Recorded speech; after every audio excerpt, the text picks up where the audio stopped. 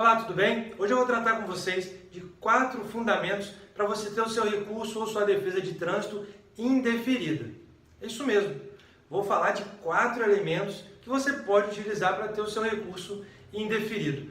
Mas, Paulo André, você vai me ensinar a perder um recurso, é isso mesmo? O que eu quero mostrar para vocês são os fundamentos mais utilizados por advogados, por defensores em si, que ao defender alguns clientes fazem de forma equivocada e prejudicam tanto a administração pública, porque abarrotam os escaninhos de processo, e prejudicam também os condutores, os proprietários de veículo, e assim vai. Por quê? Porque estão defendendo da maneira equivocada e ninguém está ganhando com isso, ok? Então, se você quiser ter um recurso indeferido, você pode fazer várias coisas, mas as que mais aparecem no dia a dia são esses 4 elementos que eu vou citar para vocês, ok? O primeiro deles é a alegação genérica. Tá? Quando se faz alegações genéricas, né, com certeza o seu recurso ou sua defesa eles serão indeferidos.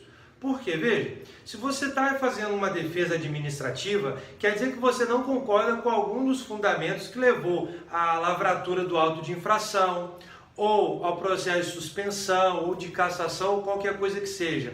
Então, se você está vendo ali algum erro, algum vício que a administração pública porventura cometeu, você deve ir bem onde está o problema. Você deve indicar a administração, você errou nesse caso aqui, você errou nesse ponto aqui. E aí você deve mostrar para a administração pública onde ela possivelmente errou, para que ela possa ali consertar, seja deferindo, né, o seu recurso, né, ou mesmo vendo um outro ponto que às vezes nem mesmo o seu defensor viu, e ela de ofício, a administração pública de ofício, ela vai e anula e revê aquele ato, ok? Então você deve ser pontual. Quando você faz alegações genéricas no seu recurso, esse aí é um dos principais caminhos para o seu recurso ser indeferido, ok?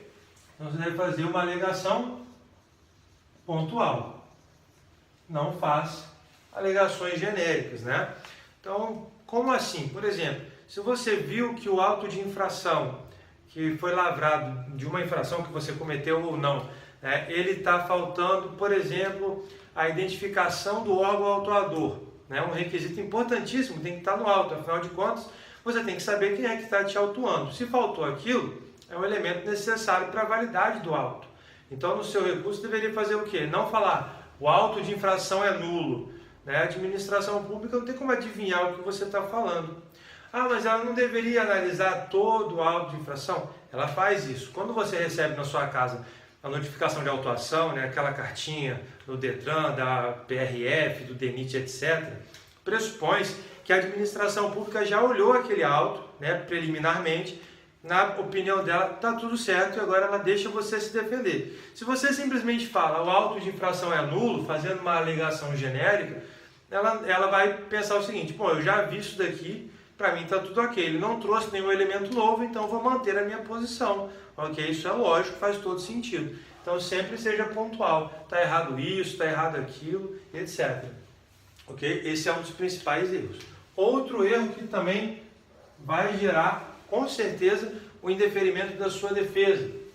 É quando você fala, quando o condutor fala, por exemplo, que precisa da CNH para trabalhar. Né? Você já deve ter visto isso aí. Fala, olha, já vimos vários casos desses. Eu cometi as infrações realmente, só que eu sustento a minha família e eu não posso ficar sem a minha CNH porque eu sou motorista profissional. Ponto. É mentira que ele é motorista profissional? Não, ele é motorista profissional. Só que essa alegação ela não está elencada em nenhum lugar no Código de Trânsito ou em qualquer lugar que seja passível de um deferimento. Então, falar simplesmente que é motorista profissional, isso não vai fazer com que o seu recurso seja deferido. A meu ver, muito pelo contrário, né? Porque se a pessoa é motorista profissional e realmente cometeu aquelas infrações de trânsito, mais um motivo para ser punido, porque tem que dar o exemplo, não é verdade? Então, falar que é motorista profissional, que é um fundamento que sempre aparece, também vai fazer com que a sua defesa seja indeferida e com razão, né? Terceiro, pessoa alega: não cometi a infração. Terceira alegação que muito se vê nos processos administrativos e que não vão fazer a menor diferença, né? Quando a pessoa simplesmente vai lá, pega aquele papel, coloca lá defesa administrativa, o recurso para Jari, etc. E aí ela escreve o seguinte: eu não cometi essa infração. Ponto. Acabou. Ela não fala mais nada, né? Ou fica ali enrolando com alguma coisa. A questão é a seguinte: de um lado você tem o auto de infração de trânsito, ok? O auto de infração de trânsito. Quem é que lavra o auto de infração de trânsito? Vai ser o agente da autoridade de trânsito. Pode ser um policial militar, pode ser um guarda municipal, qualquer um credenciado para essa função. Então, de um lado eu tenho um auto de infração de trânsito que foi feito por um agente credenciado pelo órgão de trânsito. E aí ele falou o seguinte naquele auto, que é um ato administrativo. Ele falou: fulano de tal, né, ou o condutor ou proprietário daquele veículo, placa tal, modelo tal, praticou infração de trânsito enquadrado no elemento tal. Acabou. Ele botou lá todos os requisitos, tudo certinho. E aí você vem, né, o condutor, o interessado, faz ali uma defesa. E nessa defesa ele fala: eu não cometi essa infração. Aí a administração pública tem de um lado um ato administrativo praticado por um de seus agentes, que tem ali fé pública, cujo ato administrativo vai ter presunção relativa de legalidade, de veracidade, e do outro lado ele tem uma simples alegação de que eu não cometi aquela infração. Aí vamos pensar, vamos dizer que é uma infração de dirigir falando ao telefone celular. Você recebeu na sua casa lá uma notificação, aí você: nossa, eu estava sem telefone, meu telefone tinha quebrado, naquele dia eu não tinha telefone, então foi um equívoco, eu podia estar coçando minha orelha, eu não sei, o agente de trânsito ele se equivocou. Então eu vou fazer um recurso, eu coloco lá: eu não cometi essa infração, ponto final, porque meu telefone estava quebrado, ou sei lá, qualquer coisa assim. Ou seja, não tem uma prova cabal de que aquela infração não foi cometida. Quando o julgador for olhar esse processo, ele vai pegar o auto de infração e a sua alegação, ou seja, a sua mera alegação, né, de que não cometeu aquela infração. Não vai fazer diferença, porque você precisa de uma prova naquele momento para você conseguir demonstrar a ilegalidade do auto de infração. Então, você simplesmente alegar que não cometeu a infração é mais um caminho rápido para você ter um recurso indeferido, ok? E agora, né, para a gente fechar, temos mais um caminho que não vai levar ao indeferimento, tá, do seu recurso.